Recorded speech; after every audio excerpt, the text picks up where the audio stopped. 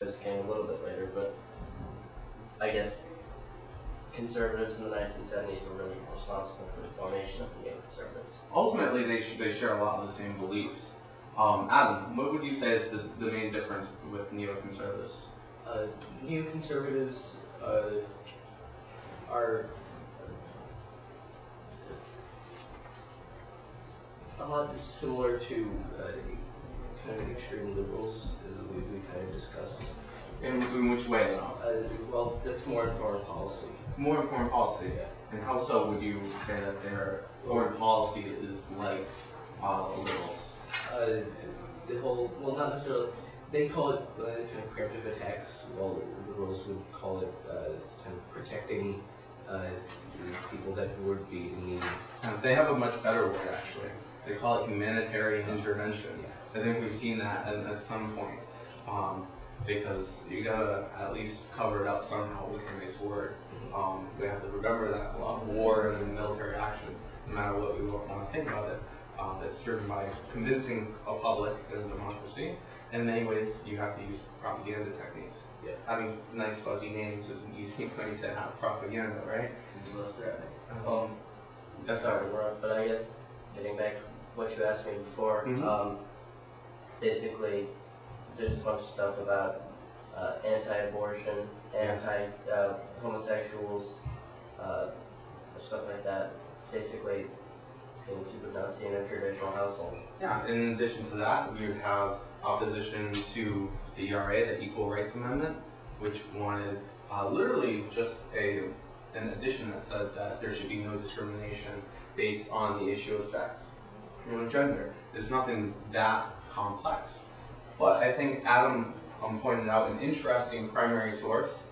If you want to read that out loud, about how the ERA would destroy the family. It's in one of those sidebars. Yeah.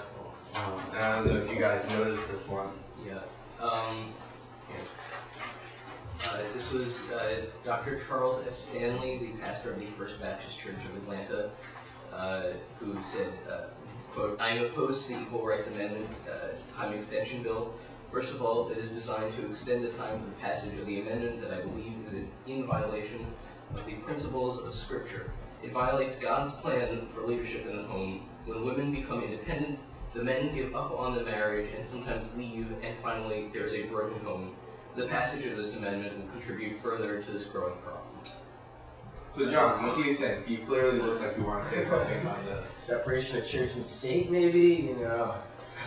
It violates God's plan. I don't think God had a plan for the United States of America.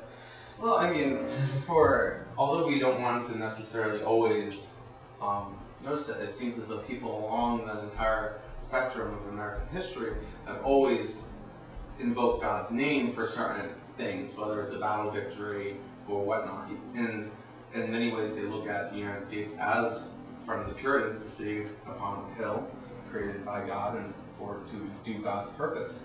But then you also have people at the founding, around the Civil War, the World War times, who do invoke God, influencing it. But to bring God into something that is talking about male, dominance in the household is a completely different story. I think.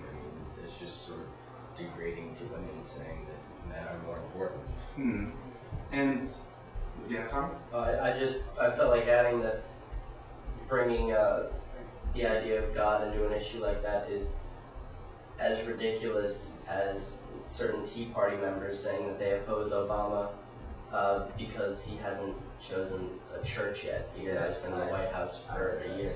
Yeah. So, there's obviously more issues with the Tea Party and Obama. There's people who think that he's not Christian. There's some people who think that he's not. He's American. And the Muslim who wants to take us over and bring America, steal all your organs and being Muslims. Yeah. So I guess the question is, we want to draw parallels because obviously many Tea Party members are extremely religious.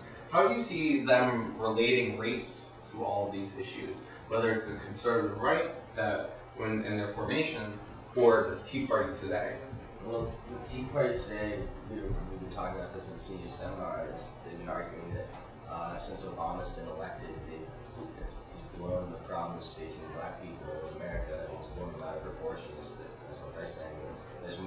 did something now. Yeah, like there's a percentage, like 52% of them feel that there's too much of a focus on black people over white people, and those are 52% of Tea Party members feel that, as opposed to of the rest of the entirety of the people polled. It was, I think they said around 20% of the people felt that. Do they point out what issues or problems amongst the African American population they think they're overemphasizing? It was health. No, I think it was healthcare and some other things. But how is that an issue if we now have universal health care? I think this was done before. So. Well, it's still not a system of universal health care. There's still about 8 million people who will go uncovered. But it is an issue of race for many people, because if you look at who would be the recipients of the 32 million recipients, yes, it's mainly minorities. Yes, there are more minorities who are covered with health care. So this is one of those things that if we're looking at Obama planned that. But in reality, Obama's not specifically focusing on any specific race. He's focusing on impoverished groups of people, and that just so happens to be minorities. And it's honestly, if you think about it, a racist action by the Tea Party just to profile that as him focusing on minorities as opposed to the poor. Yeah, many people would say that it's a focus of theirs for race, and it could be a racist reaction. Obviously, you can't say, however large the Tea Party may be, you can't say that they're all racist. That's too easy of a blanket designation towards them.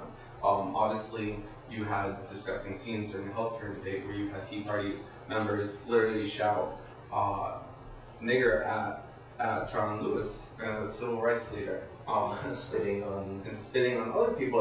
Obviously, that's disgusting. And you do see parallels between this action and some things that happened on this conservative backlash in the 70s, which is really a response to a lot of the social movements of the 60s. Not only the civil rights movement, but all the other rights movements we saw, whether it was Latino and Latina, or Native American, or even Asian Americans, gay rights, women's rights. You know, this is a backlash. This is much a response of other people, oftentimes a little wealthier as well, that don't like the change that they're seeing, and in many ways they're escaping from the areas where they have people who look physically different from them. white flight. You have white flight from cities, and instead of just moving to suburbs, which was an earlier development in this post-World War II world, where do they move to, Connor? Honestly, I have no idea. Back to the cities. Sunbelt. Sunbelt. Oh, And what's the Sunbelt? It's the sort of southern area of the United States, stretching from Southern California over into the Arizona, New Mexico, those areas. And why would someone move there? It's warmer. There's better jobs there, higher paying jobs. Why are there better jobs there now? There's steel mills were there for us, or back then the steel mills were you were making more money than you do now. A high center of industry. Yeah. So defense industry developing there. That's going to be one of the largest growths. There's also been religious incentives to move there. People there were attending